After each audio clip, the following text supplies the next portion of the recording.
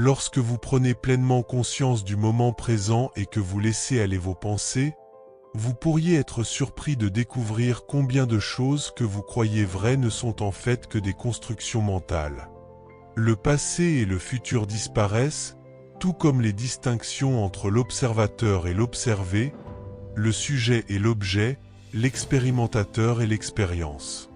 Ce ne sont que des concepts qui n'existent que dans notre esprit. En apaisant l'esprit et en abandonnant ses idées, nous pouvons vivre un moment présent éternel sans attente ni obligation. Si nous prenons une pause de nos pensées et clarifions nos esprits, nous pouvons adopter une perspective enfantine sur le monde, comme Jésus l'a dit. Cette perspective peut être utile en tant qu'adulte. Les bébés ne peuvent pas faire grand-chose avec cette perspective parce qu'ils sont limités par leur capacité physique et ne peuvent que pratiquer la contemplation. Ils ne peuvent pas communiquer ce qu'ils ressentent aux autres. Cependant, en tant qu'adultes, nous pouvons essayer de retrouver cette perspective et comprendre ce que ressentent les bébés.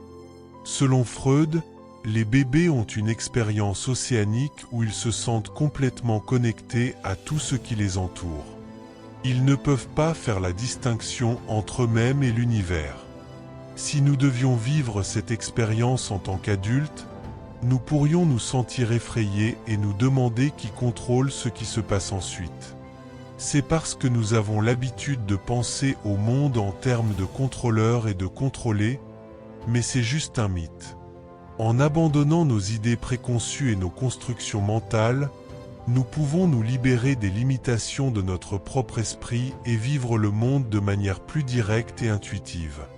Cela peut conduire à un sentiment de libération et à une profonde connexion avec le moment présent. Cependant, cela est plus facile à dire qu'à faire.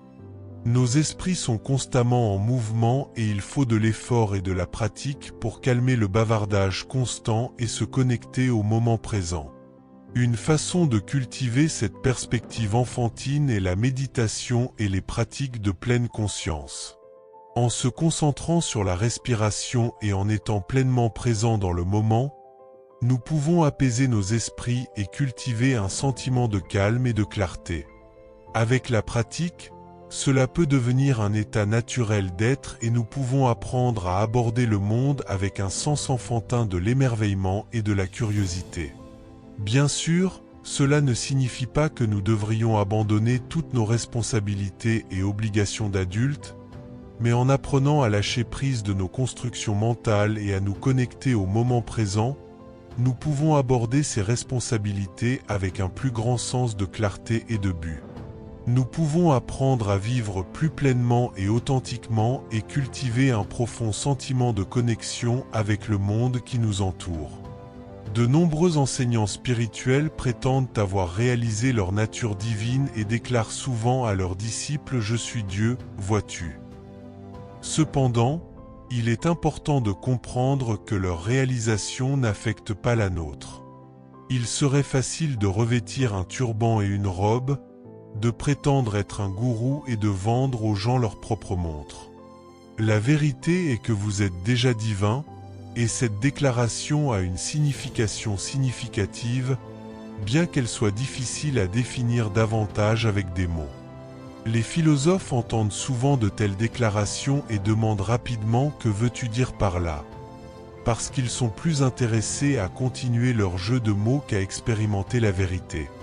Ils ne voient pas que ces déclarations sont ultimes et ne peuvent être exprimées avec des mots car elles transcendent le langage.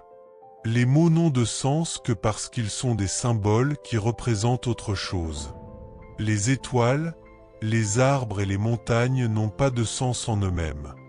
La musique, quant à elle, n'a pas besoin de signification pour être belle.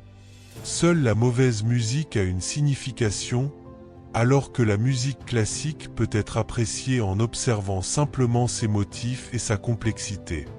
Pour vraiment comprendre la nature divine de toute chose, il faut aller au-delà des mots et des concepts et simplement expérimenter le moment présent sans attente ni obligation. Ce n'est qu'alors qu'on peut vraiment réaliser la vérité que vous en faites partie. À ce stade, On peut se demander ce qui se trouve au-delà des limitations du langage et de l'intellect. C'est le domaine de l'expérience directe, la dimension expérientielle qui est inaccessible à l'esprit qui saisit. On ne peut connaître le divin qu'en abandonnant l'intellect et en s'ouvrant à l'ineffable.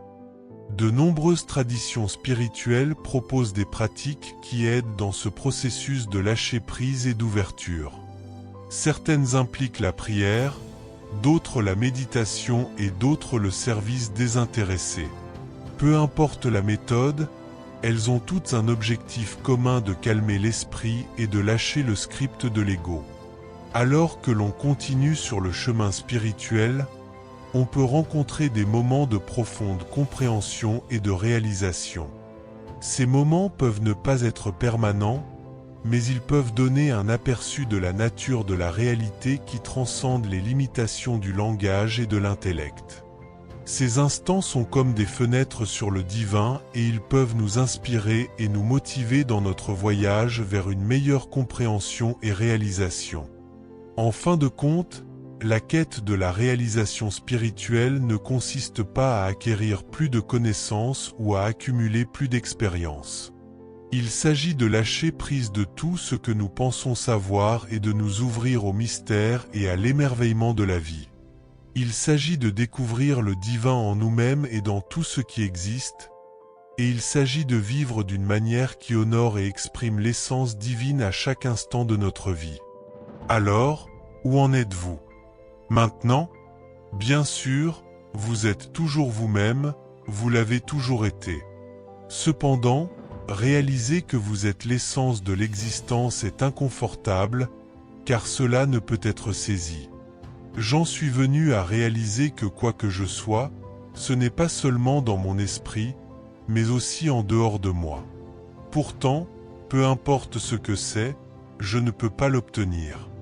Cette réalisation peut provoquer des sentiments d'anxiété, de malaise et de traumatisme. Shankara, le grand commentateur hindou des Upanishads, qui était un maître de la doctrine non-dualiste de l'univers, explique ce sentiment. Il a dit que celui qui sait, qui est en tous les êtres, le connaissant, n'est jamais un objet de sa propre connaissance. Par conséquent, quiconque cherche l'expérience ultime, la vision de Dieu ou la libération, peut être facilement persuadé par n'importe quel gourou qui prétend avoir une méthode pour l'obtenir. Ce n'est peut-être pas nécessairement une mauvaise chose, comme l'a dit William Blake, un fou qui persiste dans sa folie deviendra sage, et un gourou sage peut vous guider. Réaliser que vous êtes divin n'est pas un concept facile à comprendre car il ne peut être pleinement expliqué en mots. C'est similaire à essayer d'expliquer le sens de la musique classique. Cela nécessite l'observation et l'appréciation de ses motifs et de sa complexité. Grâce à l'étude de la philosophie avec un enseignant compétent, on peut atteindre un vertige intellectuel où l'on ressent qu'il n'y a pas de sol sous ses pieds et pas de couverture au-dessus de sa tête. Cette réalisation qu'il y a des limites à la connaissance peut être effrayante, mais elle est essentielle à la croissance spirituelle.